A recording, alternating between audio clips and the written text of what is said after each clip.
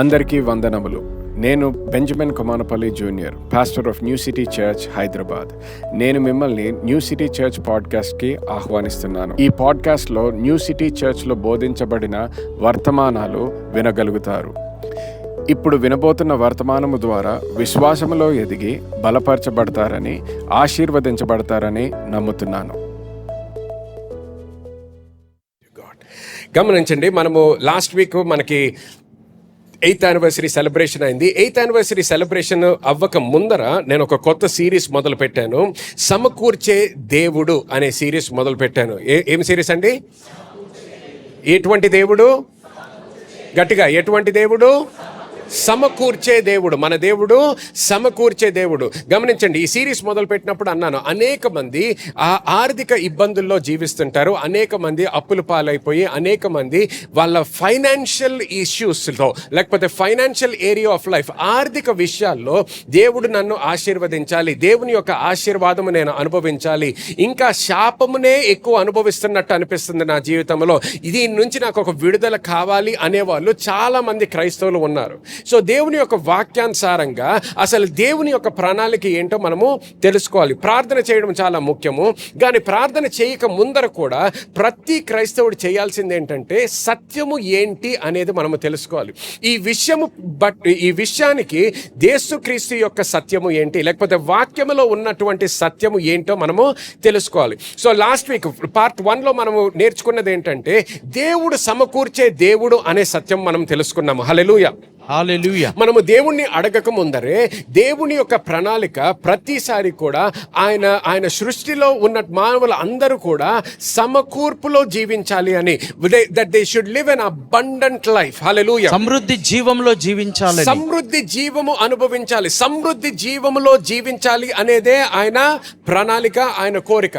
కానీ ఆయన ప్రణాళిక, ఆయన కోరిక అది అయినప్పటికీ ఈ లోకములో జీవిస్తున్నాము కాబట్టి, పాపములో జీవిస్తున్నాం, పాపము యొక్క ఇన్ఫ్లుయెన్స్లో జీవిస్తున్నాము కాబట్టి మనము గుర్తు తెచ్చుకోవాల్సింది ఏంటంటే ఈ లోకములో ఉన్న మనము దేవుని రాజ్యములో జీవిస్తున్నాము అనేది మనము తెలుసుకోవాలి.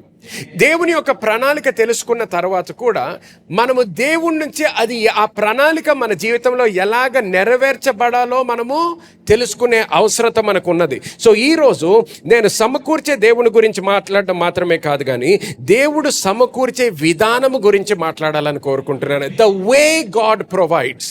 దేవుడు సమకూర్చే విధానము. ఓకే, దేవుడు సమకూర్చే విధానము గురించి మాట్లాడాలని కోరుకుంటున్నాను. ఎందుకంటే దేవుడు సమకూర్చే దేవుడు అని చాలా మందికి తెలుసు, దేవుడు సమకూరుస్తాడు అని చాలా మందికి తెలుసు. అందుకనే చాలా మంది ప్రార్థనలు చేయడం మొదలు పెడతాం మనము. కానీ ప్రార్థన చేయడం ముందర కూడా ఏ విధానములో సమకూరుస్తాడు?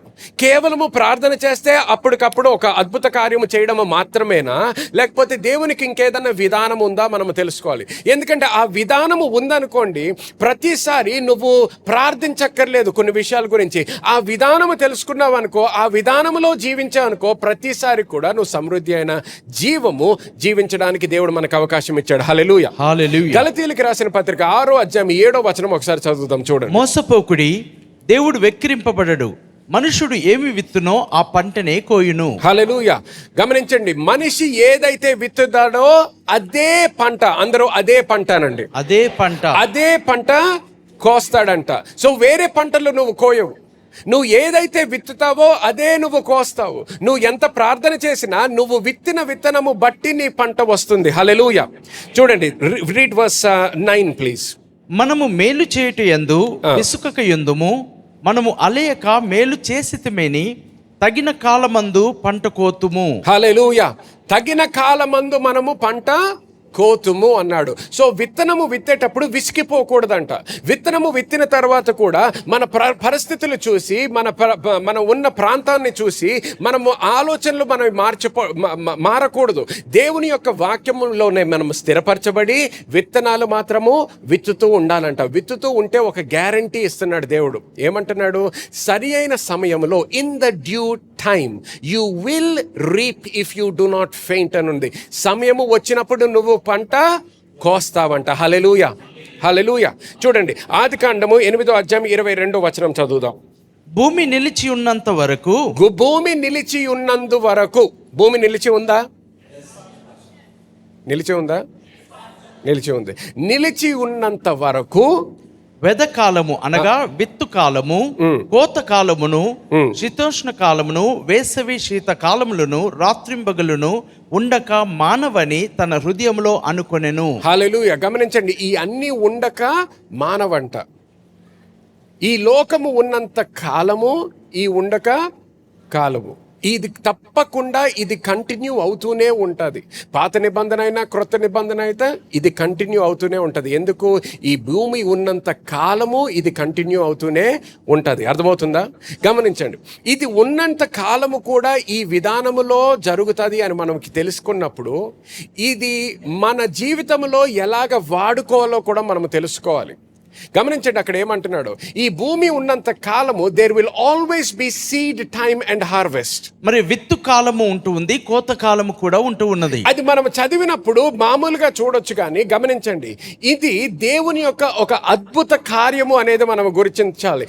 This is a miraculous thing that we are seeing from the word of God. దేవుని యొక్క వాక్యంలో నుండి మనం చూస్తున్న ఇది అద్భుతమైన కార్యమై ఉంటున్నది.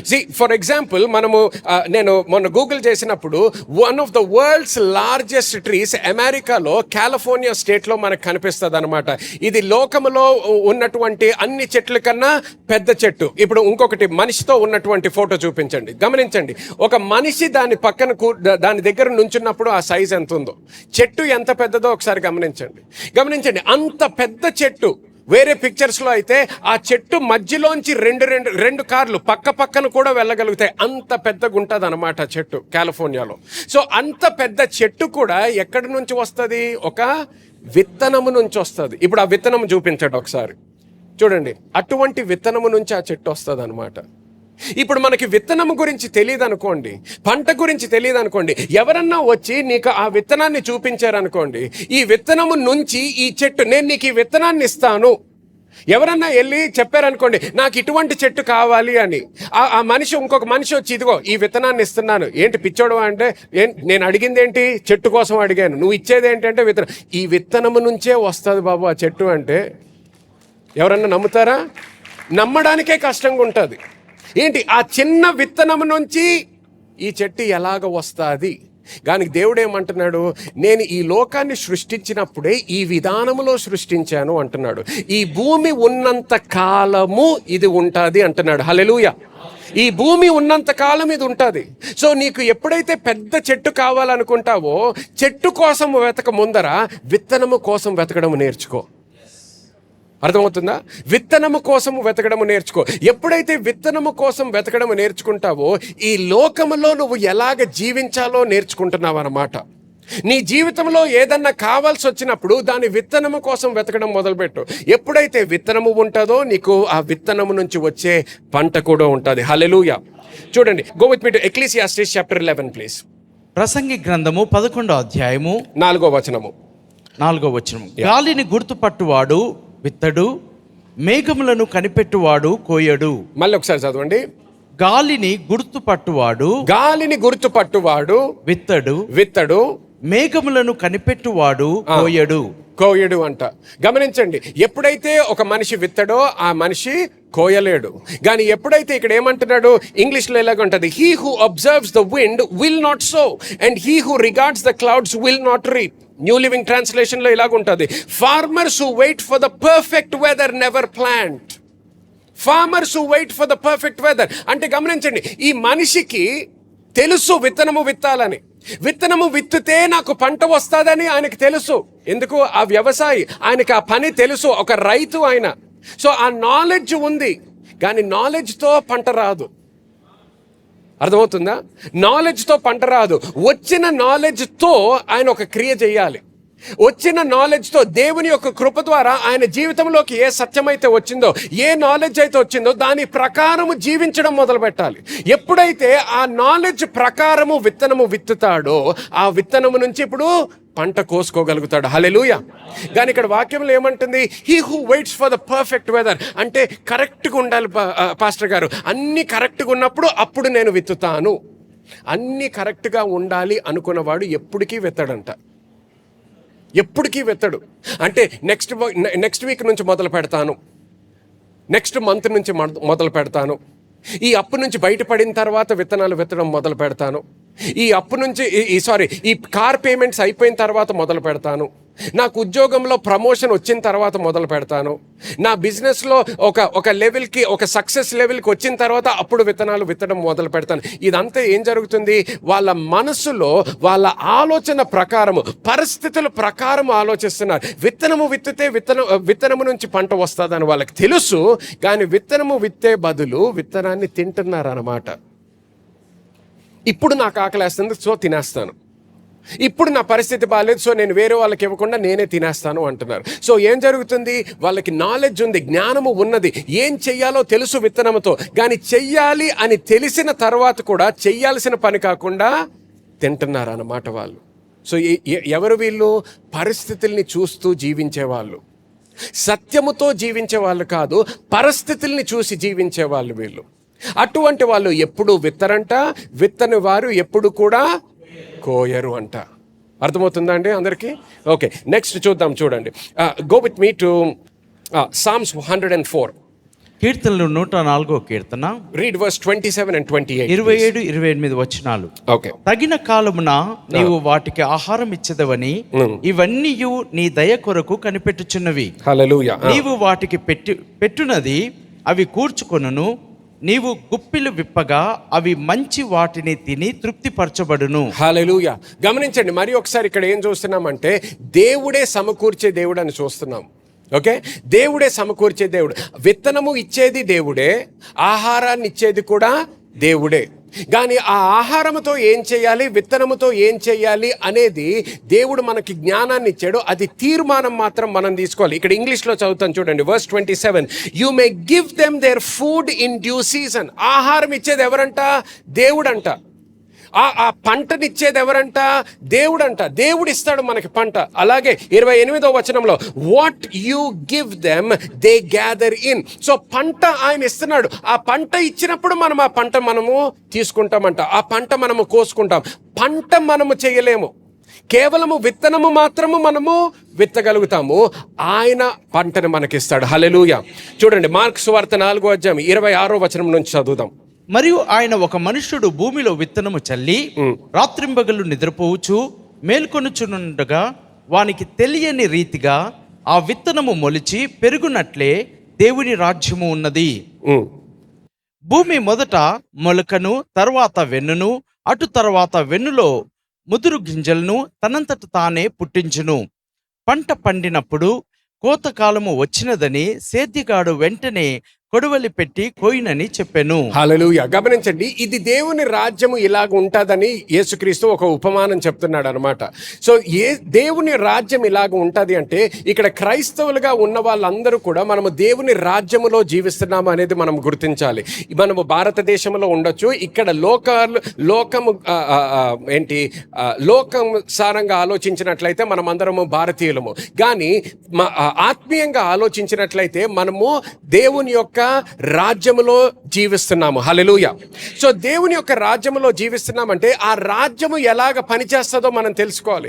ఇక్కడ గమనించండి, ఇక్కడ దేవుని యొక్క పని ఇంకా మానవుడి యొక్క పని చెప్తున్నాడు. దేవుని యొక్క బాధ్యత ఇంకా మానవుడి యొక్క బాధ్యత చెప్తున్నాడు. ఈ రాజ్యములో దేవుడు ఉన్నాడు, మానవుడు ఉన్నాడు. దేవుడు చేసే పనులుంటాయి, మానవులు చేసే పనులుంటాయి. దేవునికి బాధ్యత ఉంది, మానవులకి బాధ్యత ఉంది. సో ఇక్కడ ఏమంటున్నాడు, ఈ లోకములో ఉన్నా కూడా దేవుని రాజ్యము ఎలా పనిచేస్తుందో మీరు తెలుసుకోవాలి అంటున్నాడు. ఈ రాజ్యం ఎలా పనిచేస్తుందంట? విత్తువాడు విత్తనాన్ని విత్తుతున్నాడు. ఒక మనిషి విత్తనాన్ని విత్తుతున్నాడు. He scattering seed on the ground. తర్వాత ఏం చేస్తున్నాడు? విత్తనాన్ని విత్తిన తర్వాత పడుకుంటున్నాడంట, లేస్తున్నాడంట. పడుకుంటున్నాడు, లేస్తున్నాడు. ఆ సమయంలో విత్తనానికి ఏమవుతుందో ఆయనకి తెలియదు. విత్తనం నుంచి పంట ఎలాగ వస్తుందో ఆయనకి తెలియదు. కానీ కరెక్ట్ సమయము వచ్చినప్పుడు ఏం చేస్తాడంట? ఆయన టేక్స్ ద సికిల్, కొడవల్ని తీసుకొని పంటను కోయుటకు వెళ్తాడు. కానీ గమనించండి, ఆయన బాధ్యత లేకపోతే ఆయన పని ఏంటి? విత్తాలి. విత్తడము మాత్రమే కాదు, కోయాలి, తీసుకోవాలి ఆ పంటని. అది మానవుడి యొక్క బాధ్యత, మానవుడి యొక్క పని అది. కానీ గమనించండి, what is God's responsibility or what is God's job? దేవుని పని ఏంటంటే విత్తనాన్ని మొలకించి పంటని తీసుకురావడము దేవుని యొక్క పని. అర్థమవుతుందా? సో మానవుడి యొక్క పని ఏంటి? విత్తనాన్ని విత్తాలి, అలాగే పంటని కోయాలి.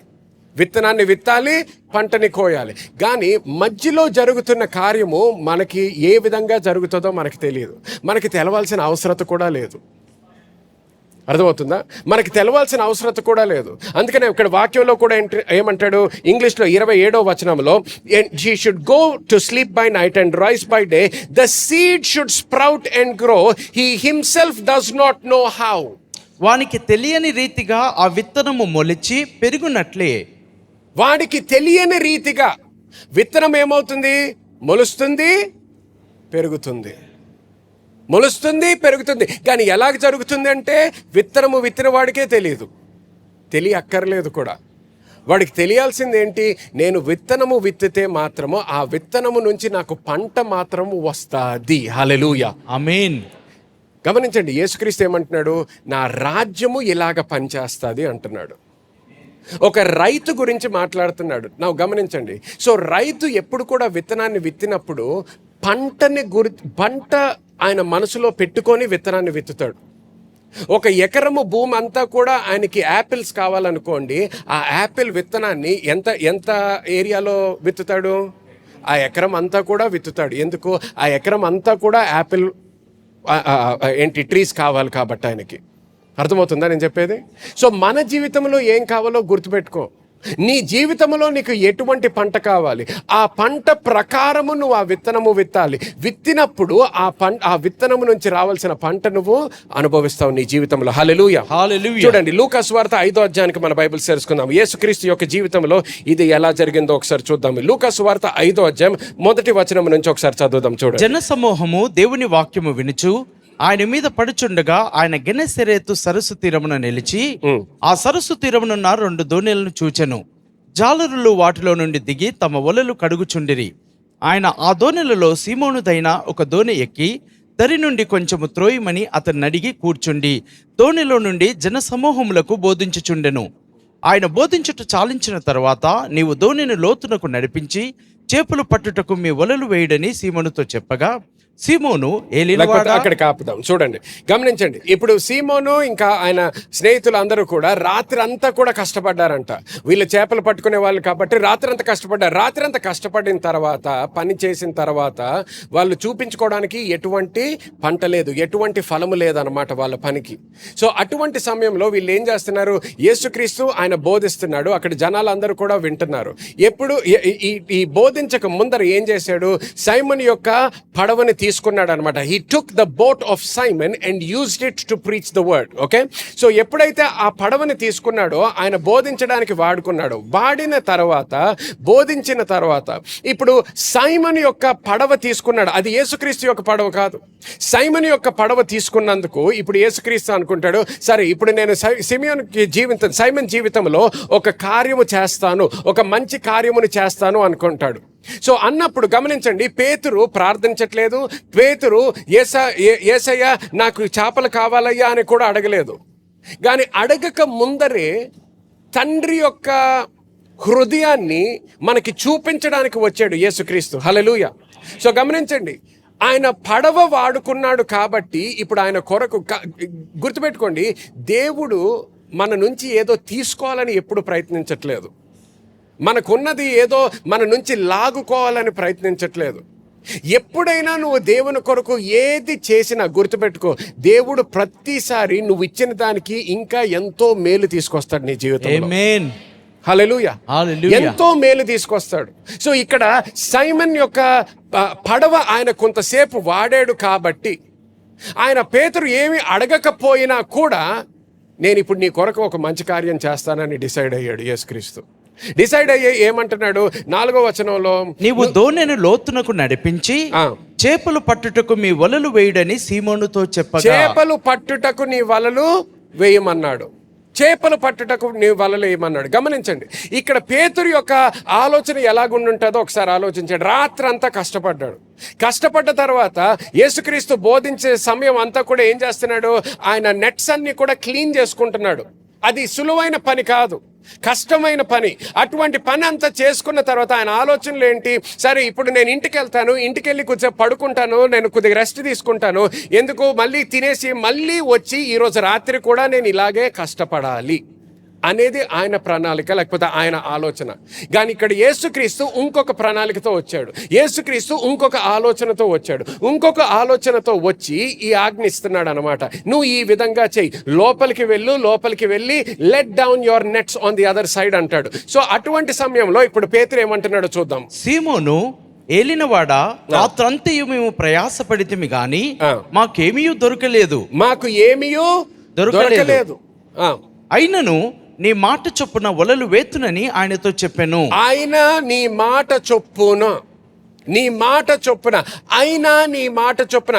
గుర్తుపెట్టుకోండి, మనము ఎటువంటి పరిస్థితిలో ఉన్నా దేవుని యొక్క వాక్యము ద్వారా, పరిశుద్ధాత్మ దేవుని యొక్క నడిపింపు ద్వారా దేవుడు ఏదైనా మనకి బయలుపరిస్తే, దేవుడు ఎప్పుడన్నా మనతో ఏదైనా మాట్లాడితే, గుర్తుపెట్టుకోండి, నీ పరిస్థితి ఎలాగ ఉన్నా కూడా అయినా దేవా నీ మాట చొప్పున అనేది మాత్రం మన నోటి నుంచి రావాలి. హల్లెలూయా. ఎంత కష్టముగా అనిపించినా గుర్తుపెట్టుకో, దేవుడు ఏదైనా ఒక ఆజ్ఞ ఇస్తున్నాడంటే అది మన మంచి కొరకే ఇస్తున్నాడు. హల్లెలూయా, హల్లెలూయా. గమనించండి, యేసుక్రీస్తు లేకపోతే దేవుడు ప్రతి విషయం గురించి మన జీవితంలో ఆలోచిస్తాడు. అన్ని విషయాలు, ఆర్థిక విషయాల గురించి కూడా. గమనించండి, ఇక్కడ తెలుగులో ఒకసారి చదవండి. నీ విమోచకుడును ఇజ్రాయేలు పరిశుద్ధ దేవుడైన యెహోవా ఇలాగు సెలవిచ్చుచున్నాడు, నీకు ప్రయోజనము కలుగునట్లు నీ దేవుడనైన యెహోవానగు నేను నీకు ఉపదేశము చేయుదును, నీవు నడవలసిన త్రోవను నిన్ను నడిపించుదును. హల్లెలూయా. నువ్వు నడవాల్సిన త్రోవలో నేను నడిపించదను అన్నది. ఇంగ్లీష్లో ఒకసారి చదువుతాను చూడండి, ఇట్ ఈస్ మచ్ క్లియరర్. ఇంగ్లీష్లో ఇలాగ ఉంటుంది, thus says the Lord your Redeemer, the Holy One of Israel, I am the Lord your God who teaches you to profit. నీకు లాభము ఎలా పొందుకోవాలో నేర్పిస్తానంటున్నాడు. ఏం నేర్పిస్తాడంట? లాభము ఎలాగ పొందుకోవాలో నేర్పిస్తాడంట. లాభము ఎలా పొందుకోవాలో నేర్పిస్తాడు. గమనించండి, మీరు ఉద్యోగాలు చేస్తున్న వాళ్ళు, especially business men, business women, వ్యాపారం చేస్తున్న వాళ్ళు, గుర్తుపెట్టుకోండి, దేవుడు మిమ్మల్ని నడిపిస్తాడు. దేవుడు మీకు లాభములోకి నడిపిస్తాడంట. హల్లెలూయా. లాభములోకి నడిపిస్తాడు. I will teach you to profit and lead you in the way you should go. నువ్వు వ్యాపారము కూడా ఎలా చేయాలో ఆయన నేర్పిస్తాడు. నువ్వు ఎవరితో కనెక్ట్ అవ్వాలో ఆయన నీకు చెప్తాడు. నువ్వు ఎవరి నుంచి దూరంగా ఉండాలో ఆయన నీకు చెప్తాడు. నువ్వు ఇన్వెస్ట్మెంట్ ఎక్కడ చేయాలో ఆయన నీకు చెప్తాడు. ఇన్వెస్ట్మెంట్ ఎక్కడ చేయకూడదో ఆయన నీకు చెప్తాడు. హల్లెలూయా. అందుకనే గుర్తుపెట్టుకో, ఈ విత్తనము విత్తే సమయంలో కూడా, పంట కోసే సమయంలో కూడా, ప్రతి విషయంలో దేవుని యొక్క స్వరము, దేవుని యొక్క నడిపింపు అనేది నీ జీవితంలో ఉండాలి. దేవుని యొక్క స్వరము, దేవుని యొక్క నడిపింపు ఉండాలి. నడిపింపు ఉండకపోతే కీర్తనల్లో రాసి ఉంటుంది, కొంతమంది వ్యక్తులు ఎటువంటి వాళ్ళంటే పంట వచ్చే సమయంలో నిద్రిస్తుంటారంట. పంట వచ్చే సమయంలో నిద్రిస్తుంటారు అంటే ఏంటి? విత్తనము విత్తారు, కానీ పంట వచ్చే సమయంలో వాళ్ళు నిద్రిస్తున్నారు. పని చేసే సమయంలో వాళ్ళు నిద్రిస్తున్నారు. నిద్రిస్తున్నందుకు పంట దేవుడు తీసుకొచ్చాడు వాళ్ళ జీవితంలో, కానీ వాళ్ళ జీవితంలో అది కోసుకోలేదు, వాళ్ళు తీసుకోలేదు. ఎందుకు? నిద్రిస్తున్నారు కాబట్టి. అందుకనే మన బాధ్యత ఏంటి, దేవుని బాధ్యత ఏంటి, మనం చేయాల్సిన క్రియ ఏంటి, దేవుడు చేయాల్సిన క్రియ ఏంటో మనం తెలుసుకోవాలి దేవుని రాజ్యంలో. సో ఇక్కడ ఏమంటున్నాడు? నువ్వు విత్తనం విత్తాలి, నేను పంటని నీ దగ్గరికి తీసుకొస్తాను. నేను నీకు పంటని తీసుకొచ్చినప్పుడు నువ్వు ఆ పంటని నువ్వు కోసుకోవాలి, లేకపోతే తీసుకోవాలంటున్నాడు. హల్లెలూయా. సో గమనించండి, ఆయన మనకి ప్రాఫిట్, లాభము ఎలాగ రావాలో మనకి ఆయన నేర్పిస్తాడంట. సో ఇక్కడ పేతురుకి కూడా అదే నేర్పిస్తున్నాడు యేసుక్రీస్తు, అదే నేర్పిస్తున్నాడు. ఆయన వ్యవసాయంలో ఉన్నాడు. గమనించండి, కాదు పాస్టర్ గారు, దేవుడు ఉత్తి మన ఆత్మీయ విషయాల గురించి పట్టించుకుంటాడు, లాభాల గురించి, డబ్బుల గురించి పట్టించుకోడు, డబ్బుల గురించి లేకపోతే వ్యవసాయం గురించి పట్టించుకోడు. అటువంటి దేవుడు అయితే ఇక్కడ చేపల గురించి ఎందుకు పట్టించుకుంటున్నాడు? కేవలము మన ఆత్మీయ విషయాలు మాత్రమే ఆయన ఆలోచించే దేవుడైతే ఇక్కడ పేతురుకి ఆ రోజు చేపలు ఉన్నాయో లేవో దానికి ఇంకా ఆత్మీయ విషయాలకి ఎటువంటి సంబంధం లేదు. కానీ గుర్తుపెట్టుకోండి, ఆయన పేతురు యొక్క పడవ వాడాడు కాబట్టి, హల్లెలూయా, సమకూర్చే దేవుడు కాబట్టి, ఒక తండ్రిగా ఆయన కుమారుడి యొక్క జీవితంలో ఏమి అవసరమో తెలుసు కాబట్టి ఒక మంచి ప్రేమ కలిగిన కృప కలిగిన తండ్రిగా ఆ కుమారుడి యొక్క వ్యవసాయంలో అభివృద్ధి చూడాలి అనే ఆ ఆలోచన కలిగి ఉన్నాడు కాబట్టి ఆయన అడగక ముందరే ఈయన ఏంటి ప్రాఫిట్ అంటే లాభములోకి నడిపిస్తున్నాడు అన్నమాట. ఇప్పుడు హల్లెలూయా, లాభములోకి నడిపిస్తున్నాడు. సో ఇప్పుడు ఏమంటాడు, నువ్వు నీ ప్రణాళిక ప్రకారము లోక మర్యాదలు అనుసరిస్తున్నావు కాబట్టి నువ్వు ఇప్పుడు ఏమనుకుంటున్నావు, రాత్రి అంతా కష్టపడ్డాను, ఇప్పుడు నేను ఇంటికి వెళ్తాను, కొద్దిసేపు విశ్రాంతి తీసుకుంటాను, మళ్ళీ వస్తాను, మళ్ళీ కష్టపడతాను. కానీ ఇప్పుడు దేవుడు అంటున్నాడు, నేను ఒక కొత్త మార్గాన్ని చూపిస్తాను. నేను ఇప్పుడు నీకు ఒక కొత్త మార్గాన్ని చూపిస్తాను. నీ విషయంలో, నీ జీవితంలో, నీ వ్యాపారంలో, నీ ఉద్యోగంలో, నీ కెరియర్లో, నీ ఆర్థిక విషయాల్లో, నీ ఇన్వెస్ట్మెంట్లో ఎలాగ లాభము పొందాలో నేను చూపిస్తాను అంటున్నాడు. ఎందుకు? ఆయన ఏది మాట్లాడినా సత్యమే, దేని గురించి మాట్లాడినా సత్యమే. అందుకని యేసుక్రీస్తు ఏమన్నాడు, నేనే మార్గమును సత్యమును. దేని గురించి సత్యము? అన్ని విషయాల గురించి ఆయన సత్యము. అన్ని విషయాల గురించి ఆయన సత్యము. సో ఆయన ఏమంటాడు, ఇప్పుడు నువ్వు లోపలికి వెళ్ళు, నీటి లోపలికి వెళ్ళి నువ్వు వల వేయమంటాడు. సో ఇప్పుడు వల వేయడం మొదలు పెట్టాడు. వల వేసిన తర్వాత చూడండి, వారు అలాగు చేసి విస్తారమైన చేపలు పట్టిరి. అందుచేత వారి వలలు పిగిలిపోవుచుండగా వారు వేరొక దోణిలోనున్న తమ పాలివారు వచ్చి తమకు సహాయము చేయవలనని వారికి సంజ్ఞలు చేసిరి. వారు వచ్చి 2 దోణెలు మునుగునట్లు నింపిరి. గమనించండి, వాళ్ళు వచ్చారంట. వాళ్ళు వచ్చిన తర్వాత కూడా 2 పడవలు ఇప్పుడు ఏమవుతున్నాయి, మునిగిపోతున్నాయంట. అంటే ఎటువంటి పంట వచ్చిందో చూడండి ఒకసారి. ఎప్పుడైతే ఆయన స్వరము విన్నాడో, ఆయన స్వరానికి విధేయత చూపించాడో, ఎప్పుడైతే ఇదిగో విత్తనము విత్తు అన్నాడో, ఇదిగో నువ్వు నీ నీ నీ వల ఎయ్యి అన్నాడో, గమనించండి, అది కేవలము పరిస్థితులు చూసినట్లయితే అది మంచి సమయం కాదు. ఎండ వచ్చేసింది. ఎండ వచ్చిన తర్వాత నేను ఇప్పుడు చేపలు పట్టుకునే సమయం కాదు. అయ్యా, నువ్వు కార్పెంటర్ యొక్క కొడుకువి, చేపల గురించి నీకు తెలీదు, నాకు తెలుసు అని చెప్పొచ్చు యేసుక్రీస్తుకి. కానీ అలా మాట్లాడలేదు పేతురు ఆ రోజు. పేతురు ఏమన్నాడు, సరే నీ మాట ప్రకారము, నీ మాట చొప్పున నేను వేస్తాను అన్నాడు. హల్లెలూయా. సో గమనించండి, 2 పడవలు వచ్చినాయి అంట. పడవలు తయారు చేసినప్పుడు ప్రతి పడవ కూడా కొంత కొంత ఏంటి వెయిట్ అంటే కొంత బరువు ఏంటి మోసే అంత ప్రకారం కడతారనమాట. సో ఇప్పుడు ఎన్ని చేపలు వచ్చినాయో ఒకసారి గమనించండి. ఎన్ని చేపలు వచ్చినాయి అంటే 2 పడవలు మునిగిపోతున్నాయంట. అంటే వాళ్ళు హ్యాండిల్ చేయగలిగిన బరువు కన్నా ఎక్కువ ఇచ్చాడు దేవుడు వాళ్ళకి. హల్లెలూయా. గమనించండి, దేవుని యొక్క ప్రణాళిక అలాగుంటుంది. పాత నిబంధనలో చాలామందికి తెలిసిన వచనము మలాకి 3:10 ఏమంటాడు? Malachi chapter 3 verse 10. మానవుడు దేవుని యొద్ద దొంగిలునా, bring ye all the tithes into the storehouse, and I will open the windows of heaven and pour you out a blessing that you will not have room enough to contain it అంటాడు. మరి నా మందిరంలో ఆహారం ఉండునట్లు 10వ భాగం అంతయు మీరు నా మందిరపు నిధిలోనికి తీసుకుని రండి. దీన్ని చేసి మీరు నన్ను శోధించినట్లా నేను ఆకాశ వాకిట్లను విప్పి పట్ట జాలనంత విస్తారముగా దీవెనలు కుమ్మరించదనని. ఏ విధంగా కుమ్మరిస్తాడంట? పట్టజాలనంత విస్తారముగా దీవిస్తాడంట. గమనించండి, దేవుని యొక్క ఆలోచన ఎప్పుడు మారలేదు. దేవుని ఆలోచన మారలేదు. మతము మారింది, మన ఆలోచనలు మారినాయి, ఆయన మనసు మార్చుకోలేదు. ఆయన పాత నిబంధనలో కూడా ఏమంటున్నాడు, నువ్వు నన్ను పరీక్షించు, దీంట్లో నన్ను పరీక్షించు అంటున్నాడు. ఎక్కడ కూడా దేవుడు ఇంకొక దగ్గర ఎక్కడ కూడా నీకు వాక్యంలో నన్ను పరీక్షించు అనేది కనిపించదు. ఈ విషయంలో మాత్రం ఏమంటాడంటే టెస్ట్ మీ అంటాడు. నన్ను పరీక్షించు, నువ్వు 10వ భాగం తీసుకురా, నువ్వు ఆ విత్తనము విత్తు, నీ జీవితంలో ఎటువంటి ఆశీర్వాదము వస్తుందో నువ్వు చూడు అంటున్నాడు. నువ్వు తీసుకోలేనంత ఆశీర్వాదముతో నిన్ను ఆశీర్వదిస్తాను అంటున్నాడు. హల్లెలూయా.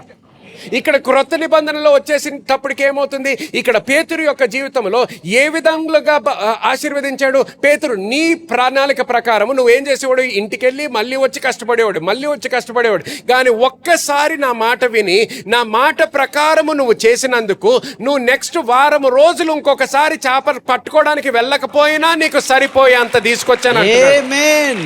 హల్లెలూయా. హల్లెలూయా. Thank you Jesus. అది దేవుని యొక్క సమృద్ధి. అది దేవుని యొక్క సమృద్ధి. ఏదో బానిసగా ఒక కంపెనీకి పనిచేసి 10 సంవత్సరాలు, 20 సంవత్సరాలు, 30 సంవత్సరాలు, 50 సంవత్సరాలు పనిచేసిన తర్వాత రిటైర్మెంట్కి వెళ్ళిపోయిన తర్వాత, రిటైర్మెంట్ తర్వాత కూడా పిల్లల్ని స్కూల్కి పంపించడానికి, కాలేజ్కి పంపించడానికి, ఇంకొక దేశానికి పంపించడానికి డబ్బులు లేకుండా అప్పుల పాలైపోయి అటువంటి జీవితాన్ని ఇవ్వడానికి రాలేదు యేసుక్రీస్తు. అటువంటి జీవితము లోకములో చాలా మంది జీవిస్తున్నారు. కానీ ఆయన ఎటువంటి జీవితాన్ని ఇవ్వడానికి వచ్చానన్నాడు? గట్టిగా చెప్పండి ఒకసారి, మళ్ళీ ఒకసారి గట్టిగా చెప్పండి. సమృద్ధి అయిన జీవమును ఇవ్వడానికి వచ్చాను అన్నాడు. అప్పులు పాలై బానిసగా జీవించడం సమృద్ధి అయిన జీవమా? గట్టిగా చెప్పండి. కాదు, అది కాదు, అది కానే కాదు. కానీ చాలామంది ఏదో ఆర్థిక విషయాలు అనేటప్పటికి మనం దూరంగా ఉండాలి. డబ్బు ఎక్కువైపోతే మన మనసులు మారిపోతాయండి, పాడైపోతాం. ఇవన్నీ కూడా సాతాను చెప్పిన అబద్ధాలు. గమనించండి, దేవుడికి మనము వర్ధిల్లాలి అనే ఆశ లేదు, అనే కోరిక లేదంటే ఇటువంటి కార్యాలు ఎందుకు చేస్తున్నాడు ఆయన? పేతురు అడిగాడా చేపల కోసం? ఒకసారి చెప్పండి. అడగలేదు. ఎందుకు ఇస్తున్నాడు? అడగకుండా ఎందుకు ఇస్తున్నాడు?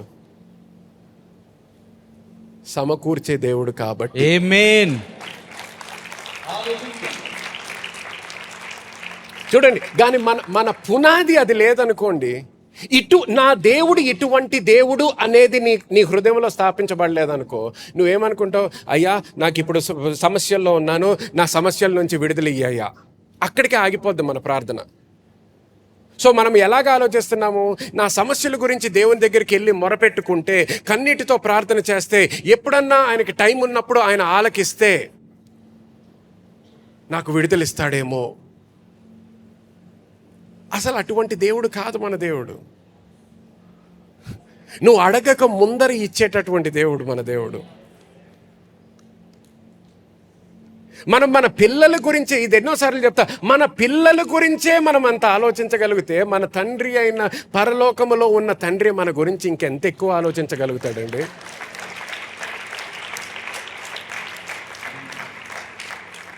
అందుకని మత్తయి సువార్త 6:33 ఏమంటాడు? నా రాజ్యముని వెతుకు, మొట్టమొదటిగా నా రాజ్యాన్ని వెతుకు, అది సరిపోతుంది. నీ ఉద్యోగం అంతా వదిలిపెట్టేమనలేదు. ఆ రోజు పేతురు ఏం చేస్తున్నాడు? రాత్రి అంతా ఆయన వ్యవసాయంలో పని చేసుకున్నాడు. కానీ పొద్దున్న అయ్యేటప్పటికి యేసుక్రీస్తుకి పడవ కావాలంట, పడవ ఇచ్చేయండి త్వరగా. ఆయన పని చేసుకుంటున్నాడు, క్లీన్ చేసుకుంటున్నాడు, వలలన్నీ క్లీన్ చేసుకుంటున్నాడు. వలలు క్లీన్ చేసుకుంటున్నా ఆ పడవ ఇచ్చాడని దేవుడు మర్చిపోలేదు. ఆ పడవ ఇచ్చాడు, నాకు అవసరత ఉన్నప్పుడు ఇచ్చాడు. నాకు అవసరత ఉన్నప్పుడు ఇచ్చాడు కాబట్టి ఆయన అవసరత గురించి మాట్లాడకపోయినా నేను చూసుకుంటాను. ఎందుకు కష్టపడుతున్నాడు రాత్రి అంతా పేతురు? అవసరత ఉంది కాబట్టి. డబ్బు సంపాదించాలయ్యా, ఇంట్లో పిల్లలు ఉన్నారు, భార్య ఉంది, అమ్మ నాన్న ఉన్నారు, ఇంకేదో ఉంది, ట్యాక్స్ కట్టుకోవాలి, ఎన్నో కారణాలు ఉంటాయి. వ్యాపారాలు ఎందుకు మొదలు పెడతాం? ఉద్యోగాలు ఎందుకు చేస్తున్నాం మనం? బోరు కొట్టా? రేపు పొద్దున్న ఎవరైనా లేచినప్పుడు అబ్బా మండే వచ్చేసింది, బోర్ కొట్టేస్తుంది, సరే ఆఫీస్కి వెళ్ళిపోతాను. ఇప్పుడు ఎంతమంది వెళ్తున్నారు అలాగా? చూసారా, ఒక్కళ్ళు చేయట్లేదు. అంటే నాకు చదువు అంటే చాలా ఇష్టం అన్నా, అందుకనే కాలేజీకి పరిగెత్తి వెళ్ళిపోవాలనుకుంటున్నాను. డాక్టర్స్ ఎంతమంది పరిగెత్తుకుంటూ వెళ్తున్నారు హాస్పిటల్కి ఎవరికో సహాయం చేసేయాలని. ఇంజనీర్లు ఎవరికో అమెరికాలో ప్రాబ్లం ఉందంట, త్వరగా వెళ్ళిపోయి ఫోన్స్ ఆన్సర్ చేసేస్తాను. ఎందుకు వెళ్తున్నావు?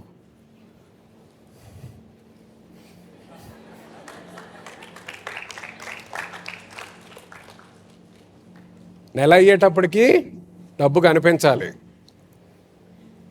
అందుకు వెళ్తున్నాము. దాంట్లో దేవుడు పని చేయొద్దు అనలేదు, ఇంట్లో కూర్చోండి అనలేదు, లేజీగా బతకండి అనలేదు దేవుడు. కానీ ఏమంటున్నాడు? నువ్వు పని చేస్తున్నప్పుడు ఈ లోక మర్యాదలు అనుసరిస్తూ పని చేయొద్దు అంటున్నాడు. నా రాజ్యం ఎలా పనిచేస్తుందో అర్థం చేసుకోండి అంటున్నాడు. సో పేతురుని ఎప్పుడు కూడా దేవుడు నీ నీ నీ వ్యాపారాన్ని ఎప్పుడు వదులుతావు అనలేదు. సిగ్గులేదా ఇన్ని రోజులు వచ్చిన తర్వాత ఇంకా చేపలని తిరుగుతూ ఉంటావు అనలేదు. చేపలు పట్టుకుంటావు, పట్టుకో, పర్వాలేదు. కానీ నాకు ఇప్పుడు పడవ అవసరం వచ్చినప్పుడు మాత్రం నువ్వు పడవ ఇచ్చావు, అది చాలు నాకు, అది చాలు నాకు. ఆ పడవని వాడుకొని పడవే మునిగే అంతటువంటి పంట ఇచ్చాడు ఆయనకి. ఆమేన్, ఆమేన్. గమనించండి దాని తర్వాత ఏం జరిగిందో. నెక్స్ట్ వర్స్ చదవండి ఒకసారి. 8వ వచనం. సీమోను పేతురు అది చూచి యేసు మోకాలు ఎదుట సాగిలపడి, ప్రభువా నన్ను విడిచిపోము, నేను పాపాత్ముడనని చెప్పెను. ఏలైనగా వారు పట్టిన చేపలు రాశికి అతడును అతనితో కూడానున్న వారందరూ విస్మయముందిరి. ఎస్. అలాగున సీమోనుతో కూడా పాలివారైన జెబెదయి కుమారులకు యాకోబు యోహానును అందుకు యేసు, భయపడకుము, ఇప్పటి నుండి నీవు మనుషులను పట్టువాడవై ఎందువని సీమోనుతో చెప్పెను. 11వ వచనం. వారు దోణిలో దరికి చేర్చి సమస్తమును విడిచిపెట్టి ఆయనను వెంబడించిరి. హల్లెలూయా. ఇప్పుడు ఏం చేశారు? సమస్తము విడిచిపెట్టారు. ఆయన అడిగాడా? అడగలేదు. ఆయన అడిగినందుకు చేయలేదు వాళ్ళు. ఆయన కృపను చూశారు కాబట్టి, ఆయన సమృద్ధి చూశారు కాబట్టి, ఆయన సమకూర్చే దేవుడు కానీ తెలుసుకున్నారు కాబట్టి ఆ రోజు నుంచి ఏం చేశారంట? సమస్తముని విడిచిపెట్టారంట. లాస్ట్ వీక్ 8th anniversary రోజు నేను చెప్పాను, ఇంకొక ఉపమానంలో యేసుక్రీస్తు ఏమంటాడు? It is like a man who finds treasure in the field. మరి ఆ యొక్క పొలములో దాచబడిన ధనమును కనుగొనిన ఒక వ్యవసాయకుని వలె. గమనించండి, ఆ ధనము కనిపించినప్పుడు ఏం చేశాడు? మనకు ఉన్నదంతా కూడా అమ్మేశాడంట. దేని కొరకు? ఆ ధనము కొరకు. ఈరోజు అక్కడ ఏం జరిగింది? ఆ రోజు పేతురు యొక్క కళ్ళు విప్పబడ్డాయి. ఆ రోజు ఈయనలో ఇటువంటి శక్తి ఉంది అని చూశాడు, ఇటువంటి ధనము ఉంది అనేది చూశాడు. ఈయన రాజ్యములో ఈ విధంగా ఈ ధనము ఉంది అని చూసిన తర్వాత ఏం చేశాడు? ఇంకా నేను ఎప్పుడు జీవించినట్టు నేను జీవించను, ఇన్ని రోజులు నేను వ్యవసాయం చేసినట్టు నేను చెయ్యను, ఇన్ని రోజులు నేను బానిసగా జీవించినట్టు నేను జీవించను, ఇన్ని రోజులు నేను పని చేసినట్టు నేను పని చేయను, అన్నీ కూడా విడిచిపెట్టి ఆయన్ని వెంబడించడం మొదలుపెట్టాడు. హల్లెలూయా. ఆయన్ని వెంబడించడం మొదలుపెట్టాడు. ఎందుకు? ఆ రోజు ఆయన దేవుని రాజ్యములో ఎటువంటి కార్యములు జరుగుతాయో చూశాడు కాబట్టి. హల్లెలూయా. చాలాసార్లు మన జీవితంలో మన కళ్ళు ఇంకా విప్పబడలేదు కాబట్టి మనం ఇంకా బానిసలుగా జీవిస్తుంటాము. పని చేస్తున్నప్పుడు మీకు ఉద్యోగాలు చేయకూడదని కాదు, చేస్తున్నప్పుడు సంతోషంతో చేయాలి ఉద్యోగం. ఎందుకంటే మీరు చేస్తున్నారంటే నేను దేవుని యొక్క కార్యం ఇక్కడ చేస్తున్నాను, దేవుడు నన్ను ఈ ఆఫీస్లో పెట్టాడు, ఒక ప్రణాళికతో పెట్టాడు అనేటటువంటి ఆలోచనతో మీరు వెళ్ళాలి. ఏదో బతుకు తెరువు కొరకు చేస్తున్నాను కాదు, ఈఎంఐలు కట్టుకోవడానికి నేను చేస్తున్నాను కాదు, ఒక వ్యాపారం చేస్తున్నానంటే దేని కొరకు చేస్తున్నావు? కేవలము కొద్దిగా నీ ఫ్యామిలీకి, నీ కుటుంబానికి కొద్దిగా డబ్బు సంపాదించడానికి కొరకు కాదు. నేను ఇక్కడ దేవుని యొక్క కుమారుడును, నేను దేవుని యొక్క కుమార్తెను. ఈ దేవుడు నాకు ఇచ్చినటువంటి వ్యాపారముతో దేవుని యొక్క రాజ్యము విస్తరింపబడాలి, ఈ వ్యాపారముతో దేవుని యొక్క సువార్త ప్రకటింపబడాలి, ఈ వ్యాపారముతో అనేక మందికి నేను ఆశీర్వాదకరముగా ఉండాలి. హల్లెలూయా. అటువంటి విధానంలో మనం ఎప్పుడైతే ఆలోచించగలుగుతామో మన జీవితాలు మార్చబడతాయి. హల్లెలూయా. చూడండి త్వరగా ఒకసారి జెనసిస్ చాప్టర్ 26 ఆదికాండము 26వ వచనం త్వరగా వెళ్దాము. ఆదికాండం 26వ అధ్యాయము 1వ వచనం చదవండి ఒకసారి. 1వ వచనము.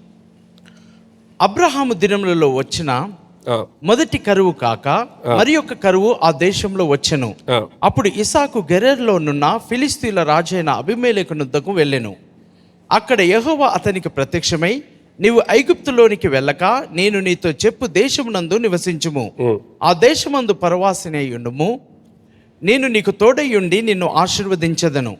ఏలైనగా నీకును నీ సంతానమునకును ఈ దేశములన్నీ ఇచ్చి నీ తండ్రి అయిన అబ్రహాముతో నేను చేసిన ప్రమాణము నెరవేర్చి ఆకాశ నక్షత్రం వలె నీ సంతానమును విస్తరింపచేసి ఈ దేశములన్నీ నీ సంతానమునకు ఇచ్చేదను. హల్లెలూయా. గమనించండి. సో ఇక్కడ ఏమవుతుంది, ఒక కరువు ఉందంట. అబ్రహాం జీవితంలో ఉన్న కరువు కాదు ఇది, ఇస్సాకు యొక్క సమయంలో కూడా ఇంకొక కరువు వచ్చింది. ఈ కరువు ఉన్న సమయంలో అందరూ కూడా ఈజిప్ట్కి వెళ్ళడానికి ప్రయత్నిస్తున్నారు. కానీ దేవుడు వచ్చి ఇస్సాకుతో ఏమంటున్నాడంటే, నువ్వు మాత్రం ఈజిప్ట్కి వెళ్ళొద్దు, నువ్వు ఉన్న ప్రాంతంలోనే నివసించాలి అంటున్నాడు. గమనించండి, ఉన్న ప్రాంతంలోనే నివసించాలి అంటే ఏమంటున్నట్టు, నువ్వు కరువు ప్రాంతంలోనే నివసించాలి అంటున్నాడు. ఎటువంటి ప్రాంతము? కరువు ప్రాంతము. కానీ గుర్తించాల్సింది ఏంటంటే, కరువు ప్రాంతంలో నివసించు అన్నంత మాత్రాన ఆయన ప్రణాళిక వాళ్ళు కరువు అనుభవించాలని కాదు.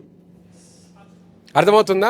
కానీ ఎందుకంటే నెక్స్ట్ వచనంలో ఏమంటాడు, నేను నీ తండ్రితో చేసిన ప్రమాణము నెరవేరుస్తాను అంటున్నాడు. హల్లెలూయా. నీ తండ్రితో ఒక ప్రమాణము చేశాను, నీ తండ్రికి నేను నా మాట ఇచ్చాను, ఆ మాట నీ జీవితంలో నెరవేర్చబడుతుంది. హల్లెలూయా. చూడండి, లోక మర్యాదలు అనుసరించినప్పుడు, లోకములాగా ఆలోచించినప్పుడు మనం ఏమనుకుంటాం, మన పరిస్థితుల్ని చూసి మనం తీర్మానాలు తీసుకుంటాము. ఇందాక మనం చూసాము, సామెతల్లో ఏమన్నాడు, పరిస్థితుల్ని చూస్తున్న వ్యక్తి ఎప్పుడు కూడా విత్తనము విత్తకపోతే ఆయన జీవితంలో ఎప్పుడు పంట అనేది ఆయన అనుభవించడు. అలాగే ఇక్కడ కూడా అనేక మంది ఆ సమయంలో కరువు వచ్చింది కాబట్టి నేను ఇక్కడి నుంచి అందరూ కూడా ఈజిప్ట్కి వెళ్దాము అనుకుంటున్నారు. అటువంటి సమయంలో దేవుడు ఇతనికి ఇంకొక ఆజ్ఞిస్తున్నాడు.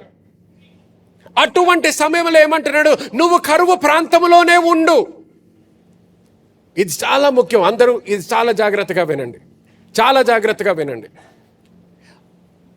ప్రతి మానవుడు ఏమనుకుంటాడంటే, పరిస్థితుల ప్రకారము నేను జీవించాలి అని ఆలోచిస్తారు. పరిస్థితులు బాగలేకపోతే నా జీవితము బాగుండదు అనుకుంటారు. దేవుడు అలాగ ఆలోచించడు. దేవుడు ఎక్కడైతే కరువు ఉందో అక్కడే సమృద్ధి తీసుకురావాలి అని ఆలోచిస్తాడు. హల్లెలూయా.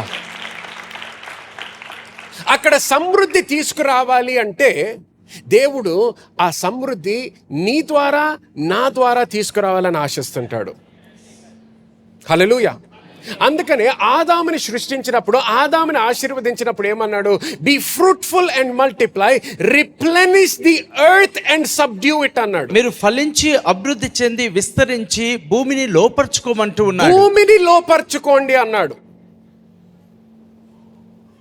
ఏదేను వనముని లోపర్చుకోమనలేదు, లేకపోతే ఏదేను వనముని మాత్రమే లోపర్చుకోమనలేదు. ఏమన్నాడు? భూమిని.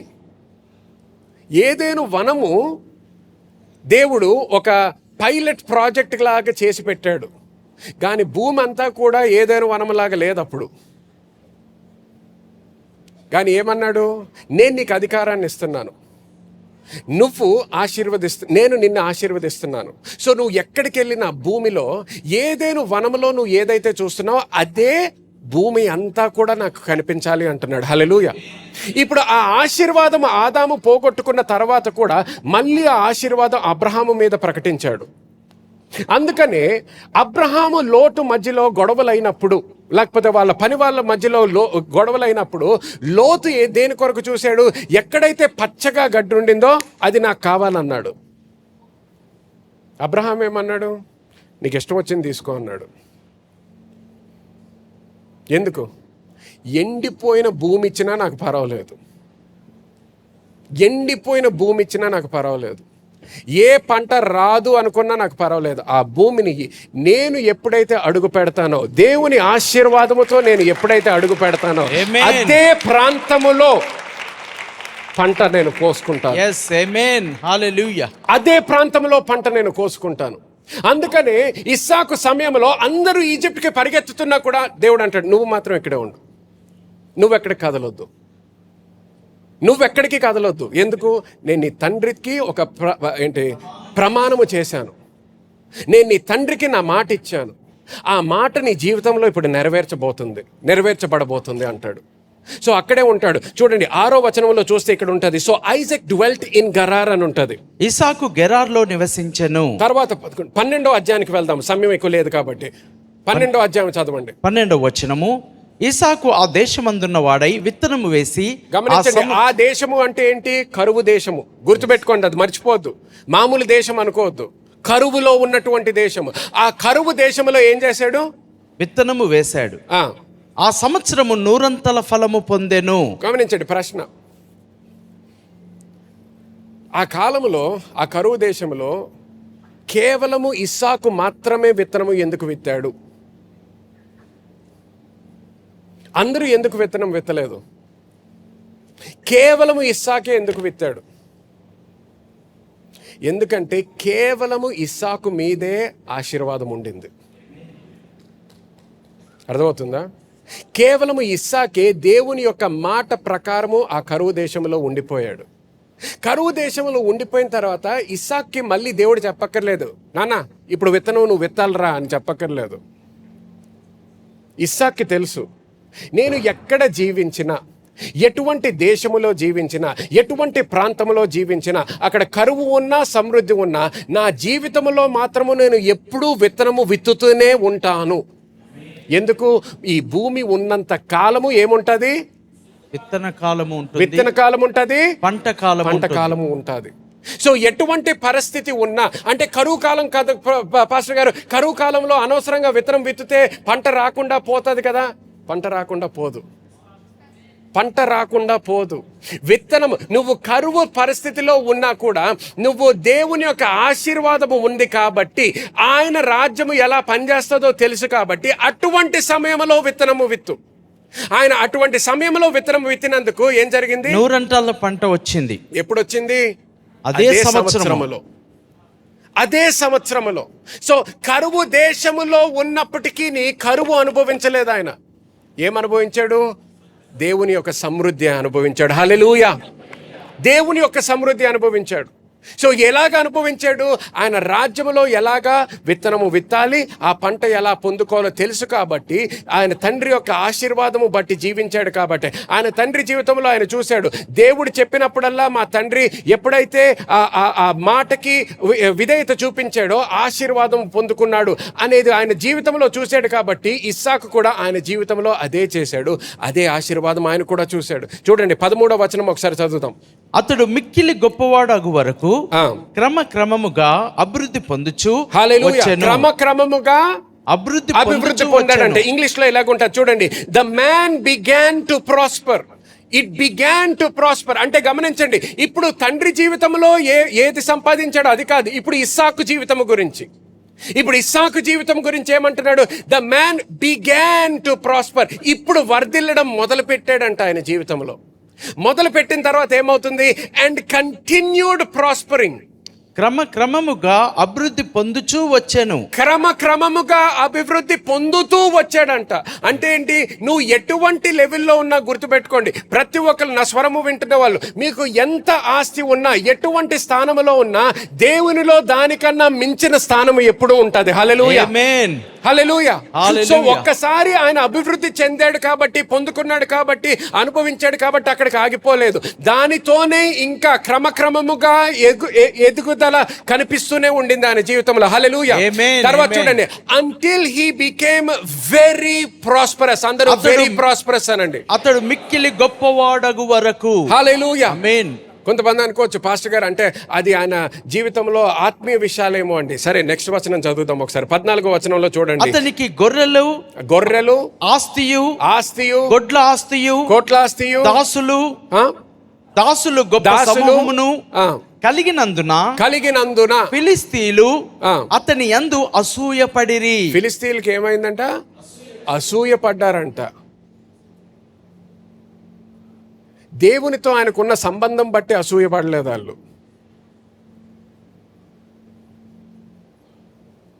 ఇస్సాక్కి దేవునితో బాగా సంబంధం ఉందని అసూయపడలేదు. దేని బట్టి అసూయపడ్డారంట? ఆయన ఆస్తిని చూసి అసూయపడ్డారంట. అంటే ఏంటి? దేవుని ప్రణాళిక అలాగ మనము జీవించాలని.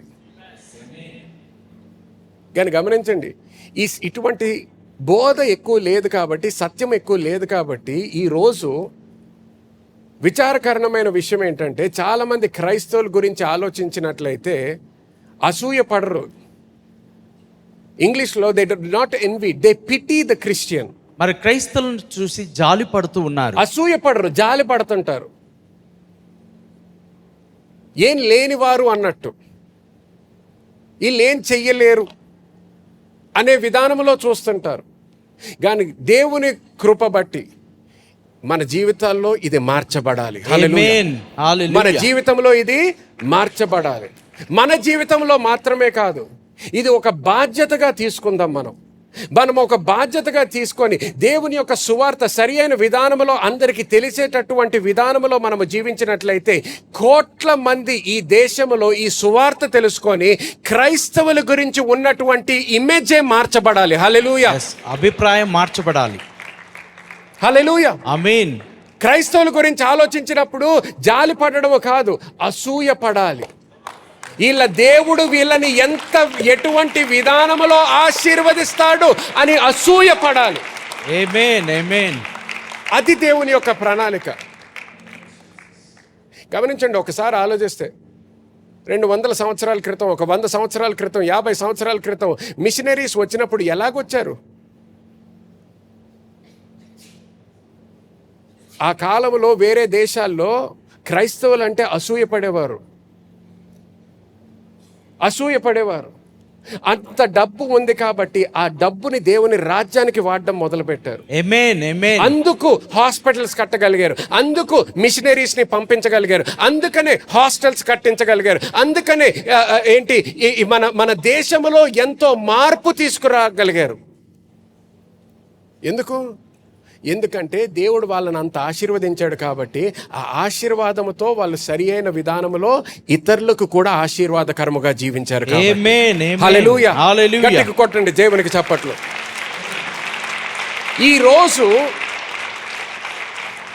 ఈరోజు మనం ఇంకా వేరే దేశాల కొరకు చూడడం కాదు, ఇంకా ఎవరో సహాయం చేస్తారు అని ఎదురు చూడడం కాదు. ఈ రోజు దేవుడు మనల్ని ఎటువంటి స్థానంలో పెట్టాడంటే మనము ఇతర దేశాలకి ఆశీర్వాదకరముగా ఉండాలి. హల్లెలూయా. ఆమేన్. హల్లెలూయా. ఇతర దేశాలకి మనము ఆశీర్వాదకరముగా ఉండాలి. ఇంకా మన ఉద్యోగము, మన సంతానము గురించే ఆలోచించడము కాదు. అబ్రహాముకి దేవుడు చెప్పినట్టు నీ సంతానము ద్వారా లోకాన్ని నేను ఆశీర్వదిస్తాను అన్నాడు. అబ్రహాముకే ఆ సమయంలో చెప్పినట్లయితే నూతన నిబంధనలో యేసు క్రీస్తుతో జీవిస్తున్న మనకి ఎటువంటి ఆశీర్వాదం విడుదలైందో ఒకసారి ఆలోచించండి. yes, amen.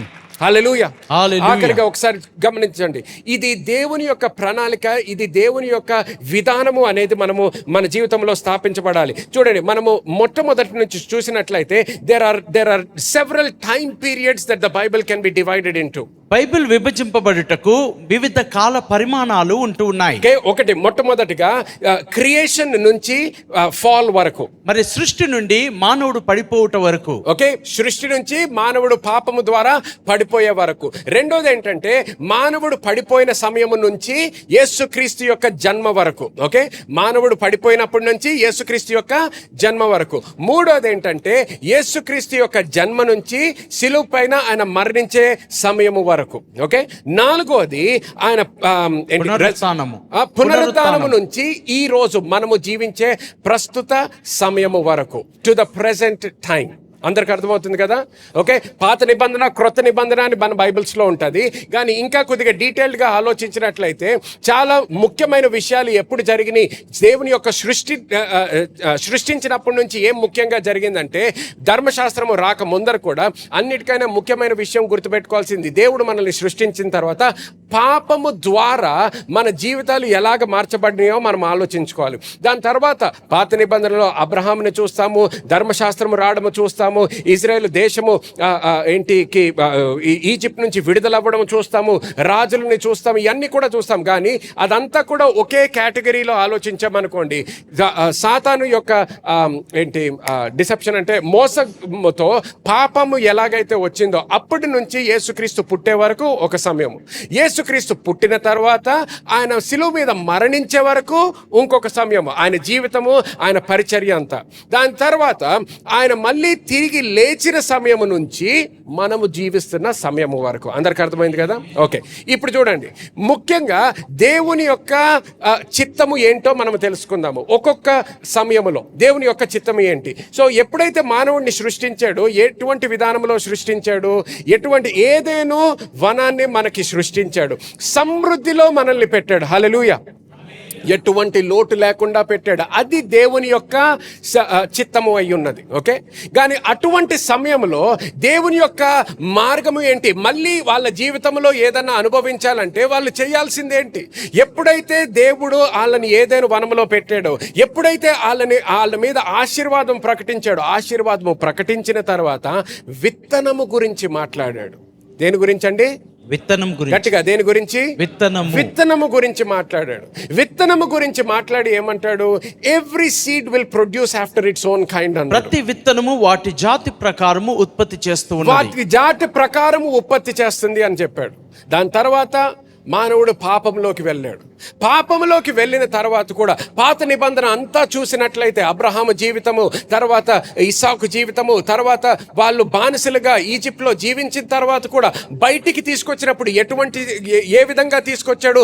సమృద్ధితో తీసుకొచ్చాడు, బంగారముతో తీసుకొచ్చాడు, వెండితో తీసుకొచ్చాడు. అరణ్యంలోకి వచ్చారు. దాని తర్వాత రాజులు, అనేక విషయాలు జరిగినాయి ఇజ్రాయేల్ దేశంలో. కానీ ప్రతిసారి కూడా కరువు వచ్చినప్పుడల్లా కూడా ఆయన ప్రణాళిక మాత్రము ఎప్పుడూ సమృద్ధి మాత్రమే. ఆమేన్. హల్లెలూయా. సమృద్ధి మాత్రమే. 2 వారాల క్రితం మనం చూసాము ఫస్ట్ కింగ్స్ నుంచి, ఎప్పుడైతే ఆ విడువరాలు ఆఖరిసారి ఆమె ఇంకా ఆయన కొడుకు తిని మరణిస్తారు అనే సమయంలో దేవుడు అక్కడ ప్రవక్తని పంపిస్తాడు. ప్రవక్తని పంపించినప్పుడు ఏం జరిగింది? వాళ్ళ జీవితంలో ఒక అద్భుత కార్యము జరిగింది. ఆమె విత్తనము విత్తినప్పుడు మళ్ళీ సమృద్ధి వాళ్ళ జీవితంలోకి వచ్చింది. హల్లెలూయా. సో అలాంటి అనేక సార్లు మనము అనేక ఎగ్జాంపుల్స్ చూస్తాం పాత నిబంధనలో కూడా. సో మరి ఒకసారి ఆయన చిత్తము వచ్చేసి సమృద్ధి. గమనించండి, మనసు మార్చుకోలేదు ఆయన. కానీ అటువంటి సమయంలో, అటువంటి టైం పీరియడ్లో పాపము వచ్చినప్పటి నుంచి మళ్ళీ యేసుక్రీస్తు పుట్టే వరకు కూడా ఆయన మార్గము ఏంటి? దేవుని యొక్క మార్గం ఏంటి? ఆయన మార్గము మరి ఒకసారి విత్తనము విత్తాలి, ఆ విత్తనము నుంచి మనము పంట కోయాలి అనేదే ఆయన మార్గము. గమనించండి, దేవుని యొక్క మార్గము ఎప్పుడైతే నువ్వు తెలుసుకుంటావో, నువ్వు మళ్ళీ నీ జీవితంలో ఆ పంట నువ్వు అనుభవించగలుగుతావు. దేవుడు ఇజ్రాయేల్ దేశం గురించి మాట్లాడుతున్నప్పుడు ఇలాగుంటది, the nation of Israel knew the acts of God but Moses knew the ways of God. ఇశ్రాయేలు జనాంగము దేవుని క్రియలను ఎరిగి ఉన్నారు, కానీ మోషేకి దేవుని మార్గములు తెలుసు అంటున్నారు. చూడండి, మీకు ఎవరన్నా ప్రార్థన చేస్తే మీకు ఉద్యోగం రావచ్చు, అభివృద్ధి రావచ్చు, కారు కొనుక్కోవచ్చు, ఇల్లు రావచ్చు, కానీ లేకపోతే మీ వ్యాపారంలో సక్సెస్ చూడవచ్చు. కానీ అది మళ్ళీ నీ జీవితంలో జరగాలనుకో, దేవుని యొక్క మార్గము తెలియదనుకో, అది మళ్ళీ జరగదు నీకు. అర్థమవుతుందా? మోషేకి దేవుని యొక్క మార్గము తెలుసు అంట. అంటే దేవుని యొక్క ఆలోచన తెలుసు, దేవుడు ఎలా ప్రవర్తిస్తాడో తెలుసు, మళ్ళీ ఇది నాకు కావాలంటే ఏం చెయ్యాలో ఆయనకి తెలుసు అన్నమాట. అర్థమవుతుందా అందరికీ? సో ఇక్కడ మార్గము మనం తెలుసుకుంటున్నాము. సో ఎప్పుడన్నా నీ జీవితంలో ఒక పంట కావాలంటే నువ్వు ఏం చేయాలో నీకు తెలుసు అన్నమాట. ఎవరిని అడగక్కర్లేదు, ఇప్పుడు ఎవరి మీద డిపెండ్ అయ్యి జీవించక్కర్లేదు, కేవలం ఆయన వాక్యము మీద నువ్వు డిపెండ్ అయ్యి జీవించగలుగుతావు. హల్లెలూయా, హల్లెలూయా. చూడండి, దాని తర్వాత యేసుక్రీస్తు వచ్చాడు. యేసుక్రీస్తు జన్మించిన తర్వాత గొప్ప కార్యములు చేయడం మొదలుపెట్టాడు. ఆయన పరిచర్య మొదలుపెట్టిన తర్వాత ఈ పరిచర్యలో మనం చూసినట్లయితే కూడా ప్రతిసారి ఆయన మాట్లాడినప్పుడల్లా కూడా సమృద్ధి అయిన జీవమును ఇవ్వడానికి వచ్చాను అంటాడు. దొంగతనం చేయడానికి వచ్చాడు, హత్య చేయడానికి వచ్చాడు, నాశనము చేయడానికి వచ్చాడు, కానీ నేను మాత్రము నీకు సమృద్ధి అయిన జీవము ఇవ్వడానికి వచ్చాను అన్నాడు. హల్లెలూయా, ఆమేన్. ఆయన మొట్టమొదటి అద్భుత కార్యము చూసినట్లయితే కానాను విందులో ఏం చేశాడు? నీటిని ద్రాక్షారసముగా మార్చాడు. ఎందుకు మార్చాలి? ఆత్మీయంగా లేదన్న బెనిఫిట్ అయ్యారు దాంతో? చెప్పండి, లేదు. అది ఆత్మీయ విషయమే కాదు, కానీ ఆయన సమకూర్చే దేవుడు. ఎవరి పెళ్లిలో కూడా ఆహారము సరిపోలేదు అంటే వాళ్ళకి సంతోషం రాదు, అవమానం వస్తుంది. సో అవమానము రాకూడదని సమకూర్చాడు. అక్కడ అవసరత ఉంది కాబట్టి సమకూర్చాడు. అక్కడ ఏమంటాడు? నీటితో నింపండి అంటాడు. వాళ్ళు విధేయత చూపిస్తారు. ఎప్పుడైతే అది సర్వ్ చేయడం మొదలు పెడతారో ఆ నీరు ద్రాక్షారసముగా మార్చబడ్డది. అది ఎటువంటి ద్రాక్షారసము? శ్రేష్టమైనటువంటిది. అప్పుడు వరకు వాళ్ళు టేస్ట్ చేయనటువంటి ద్రాక్షారసము అప్పుడు వాళ్ళు తాగడానికి ఉండింది. హల్లెలూయా. సో అటువంటి సమృద్ధి. సో మరి ఒకసారి దేవుని చిత్తము గమనించండి, మళ్ళీ మారలేదు. ఇంకా సమృద్ధే దేవుని యొక్క చిత్తము. కానీ దేవుని యొక్క మార్గము మారిందా అనేది మనం ఆలోచించాలి. అంటే యేసుక్రీస్తు వచ్చాడు కదా, కృపా సత్యము వచ్చింది కదా, ఏదన్నా మారిపోయిందేమో. మళ్ళీ ఏం మారలేదు. యేసుక్రీస్తు వచ్చిన తర్వాత కూడా ఆయన మార్గము మాత్రము ఏమీ మారలేదు. ఇక్కడ కూడా విత్తనము విత్తాలి, ఆ విత్తనము నుంచి మనము పంట కోసుకోవాలి. అందుకనే ఈ యేసుక్రీస్తు ఏమంటాడు?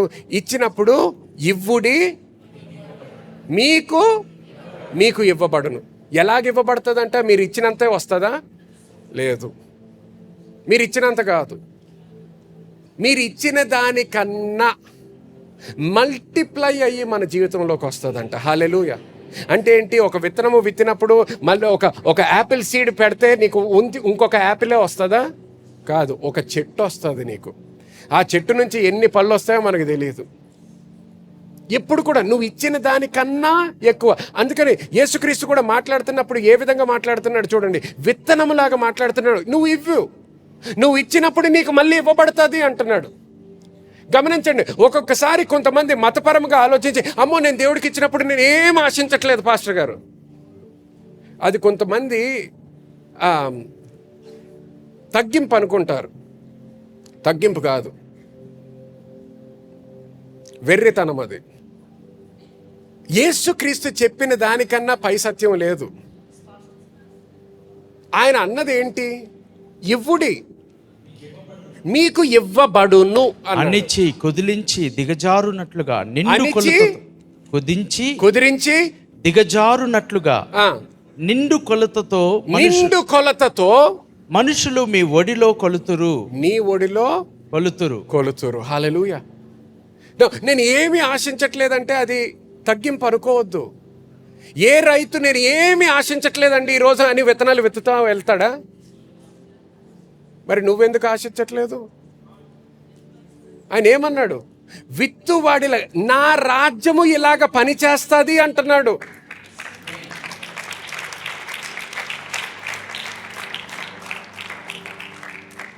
నాకు దేవుడు ఏం చేయక్కర్లేదండి, నేను కేవలం ప్రేమతో ఇస్తున్నాను.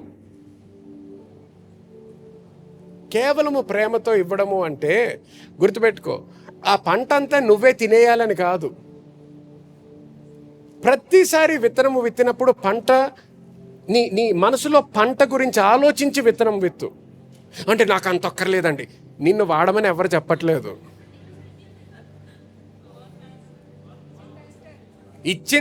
వచ్చిన పంట 100% తీసుకొచ్చి దేవుని రాజ్యంలో పెట్టు, మేము హ్యాపీగా తీసుకుంటాం, ఏం ప్రాబ్లం లేదు.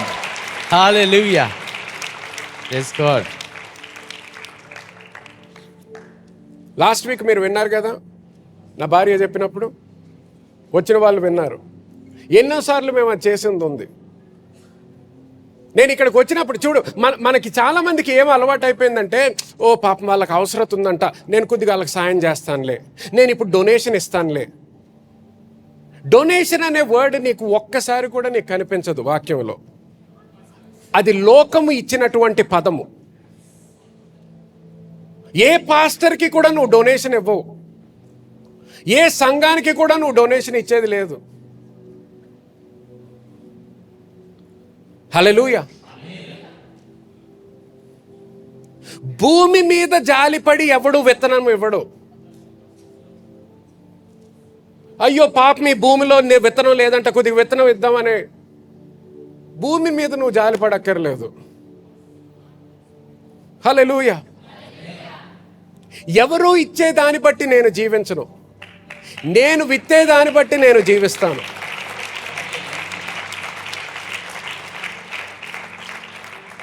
పాస్టర్ అంటే మీరు ఎప్పుడన్నా చెప్పుకుంటే బాగుంటుందండి, అప్పుడు మాకు కూడా అర్థమవుతుంది మీ కష్టాలు, అప్పుడు మేము సాయం చేయడానికి ఉంటుంది. కొంతమంది చేస్తారు, నాకు తెలుసు. కానీ వేరే వాళ్ళ దయ మీద కాదు నేను జీవించేది. ఎప్పుడైతే నువ్వు ఇది అర్థం చేసుకుంటావో, నా పంట నేను తీర్మానం తీసుకుంటాను. ఏ మానవుడు నాకు తీర్మానం తీసుకోలేడు నా పంట గురించి. ఎందుకు? నేను ఎటువంటి విత్తనం విత్తుతానో ఎవరు నా కొరకు తీర్మానం చేసుకోలేరు. అది నా తీర్మానం, అది నా విత్తనము, అది నాకు నా భార్య మధ్యలో ఉన్న విత్తనము. మేము ఇద్దరము దేవునికి ఏదైతే ప్రార్థనతో మేము ఒప్పందం చేసుకుంటాం, అది మా విత్తనము. ఆ విత్తనము నుంచి వచ్చే పంట ఎవ్వరూ ఆపలేరు, ఎవరు ఆపలేరు. చాలా మందికి ఏమైపోయిందంటే, క్రైస్తవులకి ఎవరికి ఆ పాస్టర్కి ఏంటి నీడ్ అంటే అవసరత ఉందంట, సహాయం చేద్దాము. అది తప్పుడు ఆలోచన. అంటే సహాయం చేయకూడదు, సహాయం చేసేటటువంటి ఆలోచన ఉండకూడదు అని నేను అనట్లేదు, అర్థం చేసుకోండి. కానీ కేవలం మీరు ఇచ్చినప్పుడల్లా మీరు ఏదో డొనేషన్ ఇస్తున్నారు, సాయం చేస్తున్నాను అంటే నీకు విత్తనము గురించి నువ్వు మర్చిపోతున్నావు. నువ్వు విత్తనము గురించి మర్చిపోయావనుకో, నువ్వు విత్తనం విత్తిన తర్వాత కూడా పంట వచ్చినప్పుడు నువ్వు నిద్రిస్తుంటావు. దేవుడు నిన్ను నడిపిస్తుంటాడు, లెగు పంట వచ్చింది అని, నువ్వు నిద్రిస్తుంటావు. నిద్రిస్తున్న సమయంలో ఏమవుతుంది? పంట వస్తుంది, పంట నాశనం అయిపోతుంది. అప్పుడు మనం అనుకుంటాం, ఏంటో నేను ఇంత దేవుడికి ఇచ్చిన తర్వాత కూడా ఎందుకు నేను ఆశీర్వదించబడట్లేదు?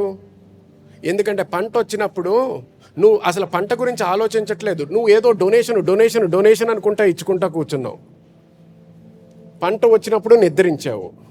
ఇప్పుడు కష్టములో ఉన్నప్పుడు దేవా మార్గం చూపించయ్యా, దేవా మార్గాన్ని తెరవయ్యా, దేవా తలుపులిప్పయ్యా. అదే నువ్వు నిద్రించకుండా ఉండున్నట్లయితే ఆయనే నిన్ను నడిపించేవాడు, ఆయనే నిన్ను లాభములోకి నడిపించేవాడు. హల్లెలూయా, ఆమేన్. లాభంలోకి నడిపించేవాడు. అందుకనే నాకు ఎటువంటి సమస్య వచ్చినా, ఏదొచ్చినా, నాకు నా భార్య మధ్యలో దేవుని రాజ్యానికి ఎక్కడ అయినా అవసరత వచ్చినట్లయితే మేము ఇస్తాం. ఎందుకంటే నాకు ఒకటి తెలుసు, నేను ఇచ్చినప్పుడు ఎప్పుడూ నేను తక్కువ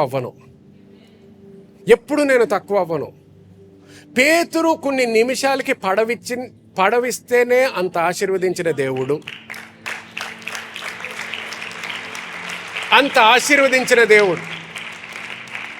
నన్ను ఇంకెంత ఆశీర్వదిస్తాడు? ఆ సమయానికి ఇంకా పేతురు నీతిమంతుడు కూడా కాదు, ఎందుకంటే యేసుక్రీస్తు ఇంకా శిలువ మీద మరణించలేదు. అప్పటికి ఒక పాపిగా యేసుక్రీస్తుని వెంబడిస్తున్నాడు అంతే. అటువంటి వ్యక్తికి కూడా అంత గొప్పగా ఆయన కార్యం చేయగలుగుతున్నట్లయితే నాకు ఇంకెంత చేయగలుగుతాడు? హల్లెలూయా. నేను తక్కువ అయ్యే పరిస్థితే లేదు. It's impossible. అది అసాధ్యము. ఎందుకు? విత్తనము విత్తాను, ఆ విత్తనము నుంచి రావాల్సిన పంట తప్పకుండా దేవుడు నాకు తీసుకొని వస్తాడు. హల్లెలూయా.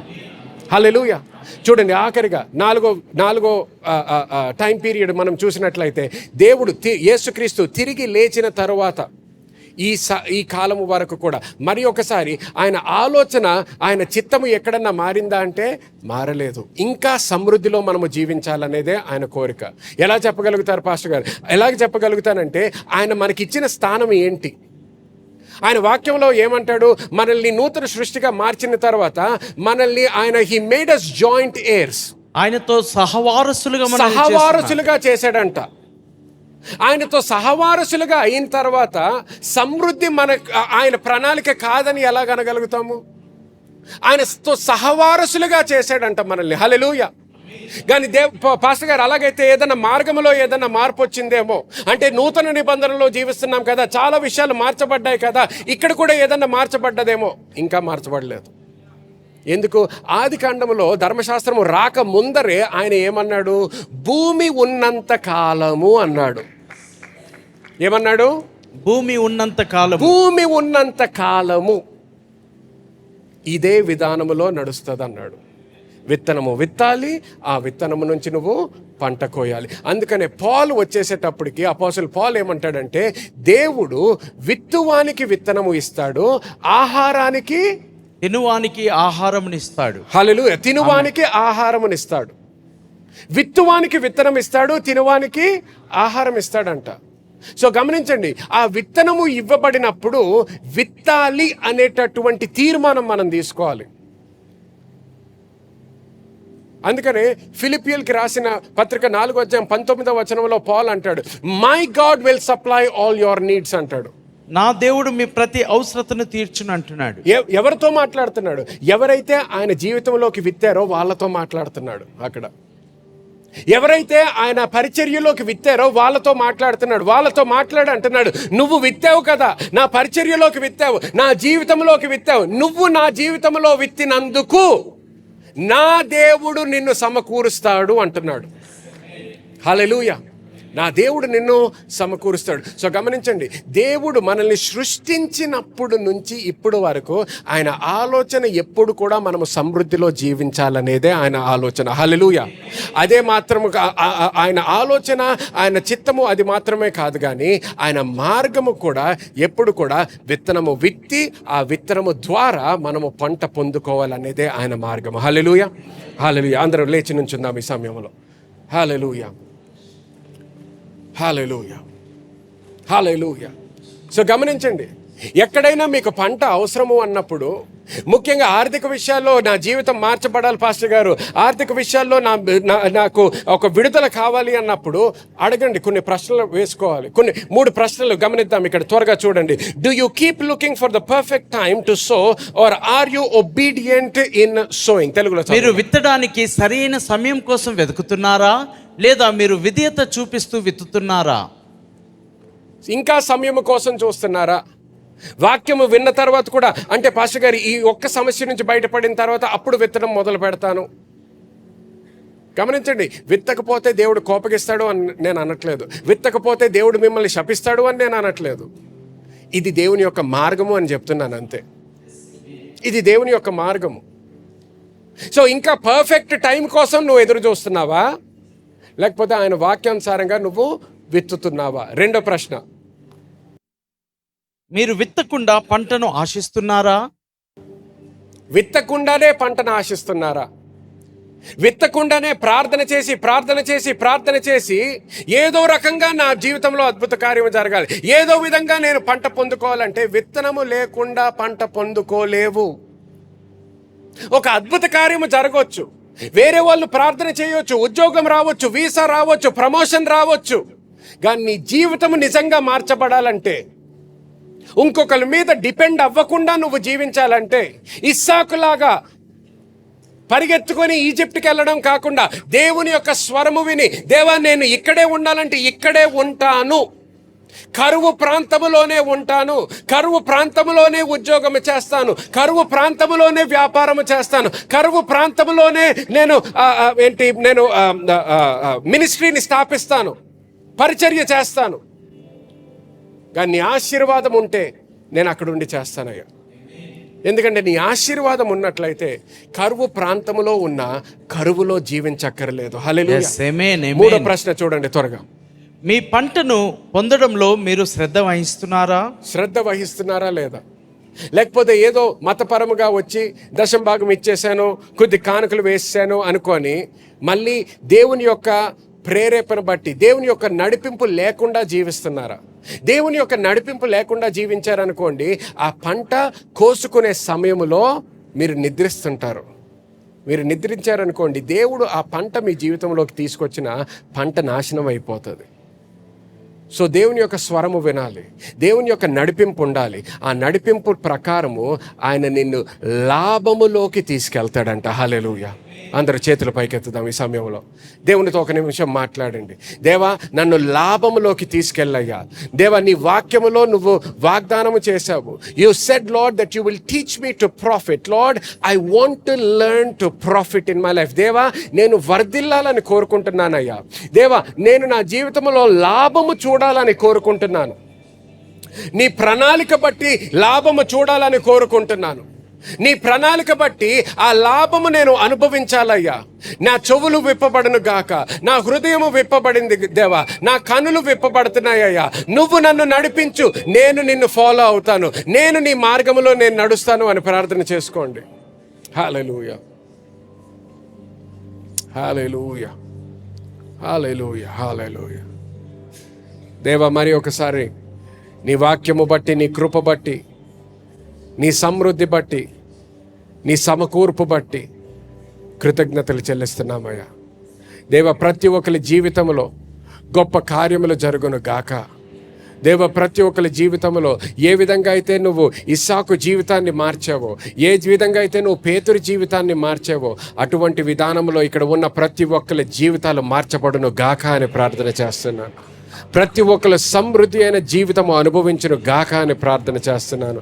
దేవా, ప్రతి ఒక్కరి జీవితంలో వాళ్ళు ఈ బాధ్యతగా తీసుకొని కేవలము వాళ్ళ జీవితం గురించి ఆలోచించడము కాకుండా, కేవలము వాళ్ళ కుటుంబం గురించి ఆలోచించడము కాకుండా, దేవా, ఈ లోకంని ఆలోచించి ఈ లోకానికి ఒక గొప్ప ఆశీర్వాదకరముగా జీవించడానికి వాళ్ళకి సహాయం చేయమని కోరుకుంటూ యేసుక్రీస్తు నామములో ప్రార్థిస్తున్నాను తండ్రి.